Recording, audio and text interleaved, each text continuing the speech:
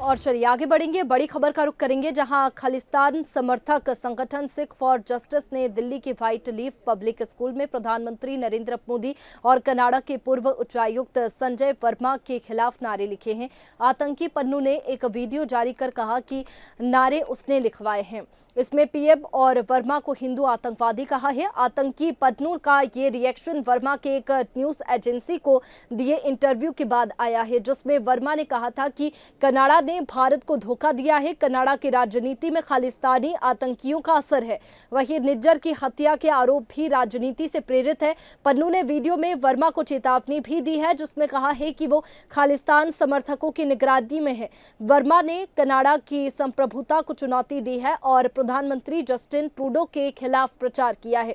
पन्नू ने वर्मा पर निज्जर की हत्या का आरोप लगाया है। उसने कहा कि वर्मा के खिलाफ अंतर्राष्ट्रीय कानूनों के तहत कानूनी कार्रवाई की जानी चाहिए और वर्मा खालिस्तान समर्थक सिखों की निगरानी में रहेंगे।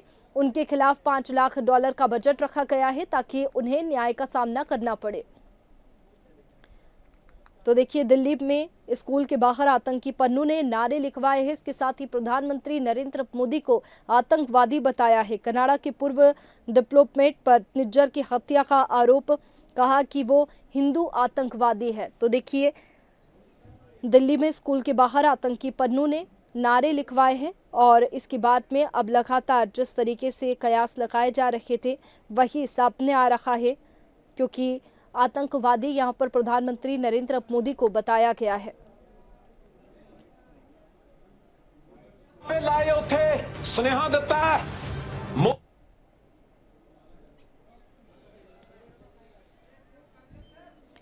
तो देखिए, खालिस्तान समर्थक संगठन सिख फॉर जस्टिस एसएफजे ने दिल्ली के व्हाइट लीफ पब्लिक स्कूल में प्रधानमंत्री नरेंद्र मोदी और कनाडा के पूर्व उच्चायुक्त संजय वर्मा के खिलाफ नारे लिखे हैं।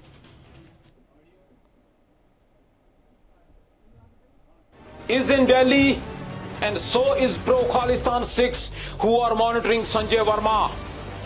ਅੱਜ ਖਾਲਿਸਤਾਨੀ ਪੱਖੀ ਸਿੱਖਾਂ ਨੇ ਸੁਨੇਹਾ ਦਿੱਤਾ ਦਿੱਲੀ ਦੇ ਵਿੱਚ white leaf public school Delhi ਛਾਪੇ ਲਾਏ, ਉੱਥੇ ਸੁਨੇਹਾ ਦਿੱਤਾ Modi Verma Hindu terrorist, Canada USA Khalistan जिंदाबाद जिंदाबाद is in Delhi। तो देखिए, जिस तरीके से पन्नू ने, आतंकवादी पन्नू ने एयर इंडिया फ्लाइट्स में ब्लास्ट की धमकी दी थी, कन्नड़ाई न्यूज़ चैनल से कहा कि भारत से मुझे खतरा है। तो देखिए, इस तरीके के जो बयान है वो लगातार आतंकवादी पन्नू की ओर से आते हैं।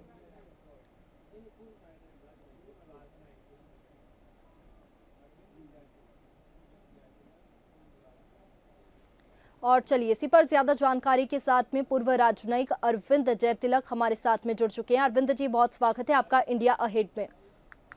जी धन्यवाद। अरविंद जी, जिस तरीके से स्कूल के बाहर के नारे लिखे गए हैं, प्रधानमंत्री नरेंद्र मोदी को आतंकवादी बताया गया है, ऐसे में कह सकते हैं कि भारत को आतंकवादी पन्नू से खतरा है।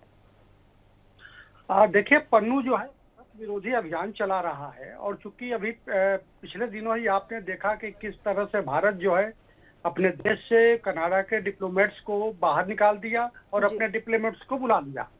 अब चूंकि संजय कुमार वर्मा जी का एक इंटरव्यू आया है, उसमें भारत और कनाडा के रिश्तों को लेकर के उन्हें गंभीरता से वो बात कही है कि किस तरह से खालिस्तान समर्थक जो है दोनों देशों के रिश्तों को कमजोर किए हैं और किस तरह से कनाडा जो है भारत के पीठ में जो है छुरा भोंका है, यानी धोखा दिया है।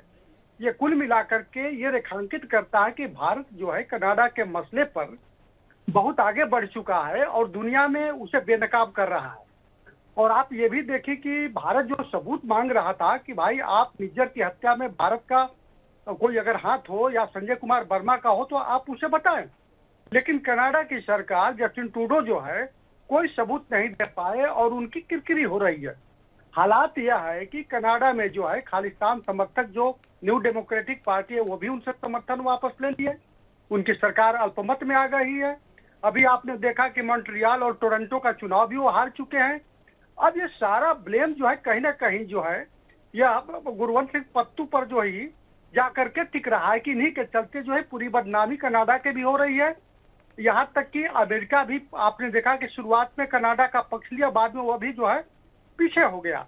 तो ये जो पन्नू का जो है अपना एक खींच है भारत को लेकर के, या यूं कहे कि प्रधानमंत्री जी को लेकर, संजय कुमार वर्मा जी को लेकर के, वह यही जो है भारत में कुछ इस तरह का माहौल निर्मित करना चाहता है कि किस तरह से ये दो लोग जो है, प्रधानमंत्री जी और जो है हाई कमिश्नर जो वर्मा जी हैं, ये कनाडा के साथ रिश्तों को खराब करने में इनकी महत्वपूर्ण भूमिका रही है। लेकिन दुनिया को मालूम है कि ये किस तरह से जो गुरपतवंत सिंह पन्नू है, ये 2020 से जो है भारत के खिलाफ जो है सिख फॉर जस्टिस का जो है गठन करके किस तरह से अभियान चला रहा है, खालिस्तान के नाम पर वहां के लोगों को, वहां के जो भारत के लोग बच्चे पढ़ने जा रहे हैं उनको गुमराह कर रहा है।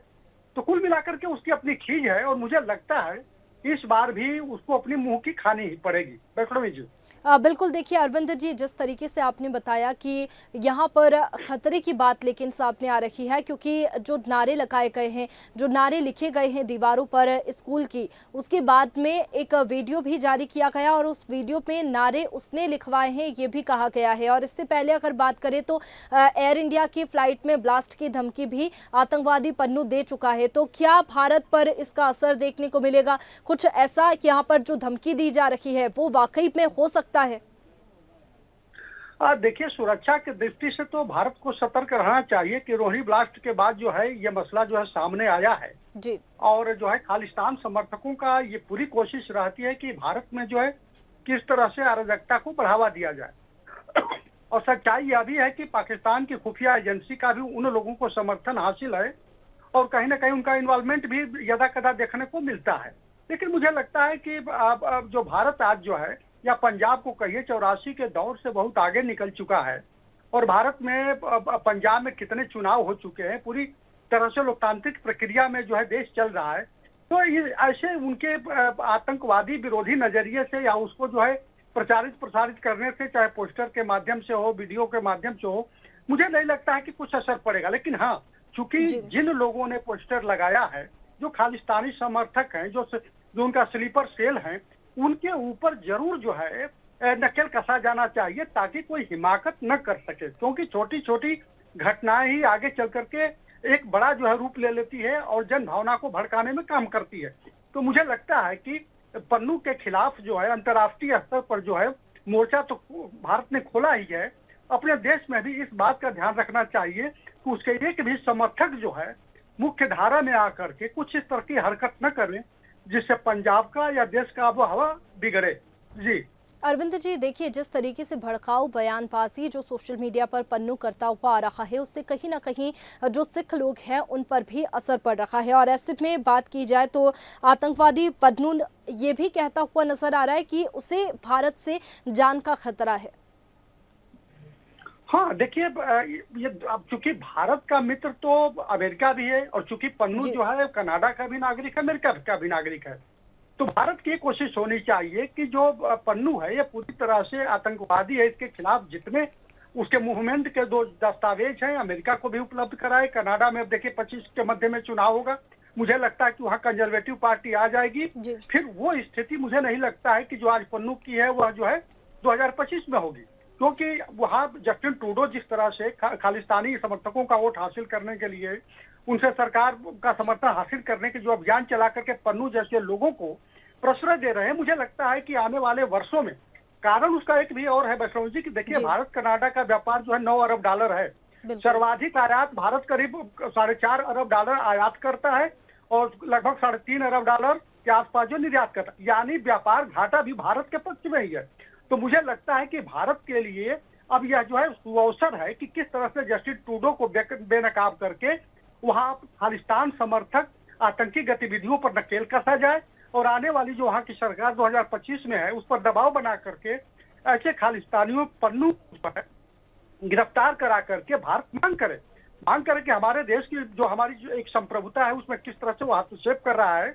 निसंदेह आपका कहना सही है कि पन्नू के इन वीडियो से, उनके पोस्टरबाजी से कुछ गुमराह नौजवान हैं जो कहीं ना कहीं जो उसके साथ हो सकते हैं या देश विरोधी गतिविधियों में लिप्त हो सकते हैं। तो इसीलिए आवश्यक है कि जो खुफिया एजेंसी भारत की है उन पर नजर रखे और उनके खिलाफ सख्त कार्रवाई बिल्कुल, जो जी। भड़काऊ बयान यहाँ पर बयानबाजी होती है, दूर रहते हुए पन्नू यहाँ पर भारत में लोगों को भड़का रखा है। उसके बाद में कुछ लोगों पर इसका असर भी देखने को मिलता है। इसी वजह से हम देखें आज भी तो स्कूल के बाहर जो नारे लिखवाए गए हैं, देश विरोधी नारे हैं। देश के प्रधानमंत्री नरेंद्र मोदी को एक आतंकवादी कहना, ये कहाँ की बात होती है? तो ऐसे में दूर रहते हुए जब ये भड़काऊ बयानबाजी हो रही है, लोगों को भड़काया जा रहा है, तो कोई सख्त एक्शन यहाँ पर लेना चाहिए।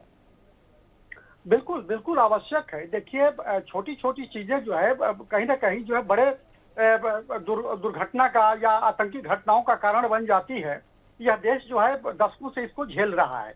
तो मुझे लगता है कि खुफिया एजेंसी को जो है ऐसे लोगों की धरपकड़ करना चाहिए जो खालिस्तान समर्थक हैं या तो खालिस्तान की गतिविधियों में लिप्त हैं, क्योंकि देश के प्रधानमंत्री के खिलाफ जो है इस तरह की पोस्टरबाजी करना या भारत के एक हाई कमिश्नर के खिलाफ इस तरह की पोस्टरबाजी करना कहीं ना कहीं ये रेखांकित करता है कि ये जो खालिस्तान समर्थक जो पन्नू है, भारत में का माहौल जो है कुछ इस तरह का बिगाड़ना चाहता है, ताकि यहाँ पर जो है क्षेत्रवाद को लेकर के, भाषावाद को लेकर के कुछ इस तरह की बातें फिर नए सिरे से उठे जो 84-85 में उठी थी।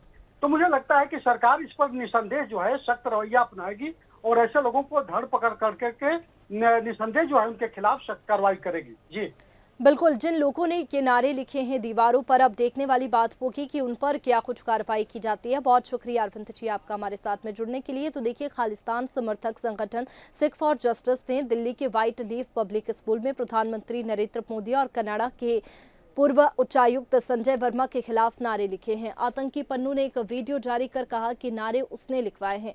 इसमें पीएम और वर्मा को हिंदू आतंकवादी कहा है। अब ये देखने वाली बात होगी कि जिन लोगों के द्वारा ये नारे लिखे गए हैं दीवारों पर, उन पर क्या एक्शन लिया जाता है, क्योंकि जिस तरीके से बात की जाए पन्नू की, तो आतंकी पन्नू फिलहाल दूर है और ऐसे में एक्शन की बात यहाँ पर काफी दूर नजर आ रही है। आतंकी पन्नू का ये रिएक्शन वर्मा के एक न्यूज एजेंसी को दिए इंटरव्यू के बाद में आया है और उन्होंने प्रधानमंत्री नरेंद्र मोदी को आतंकवादी बताया है।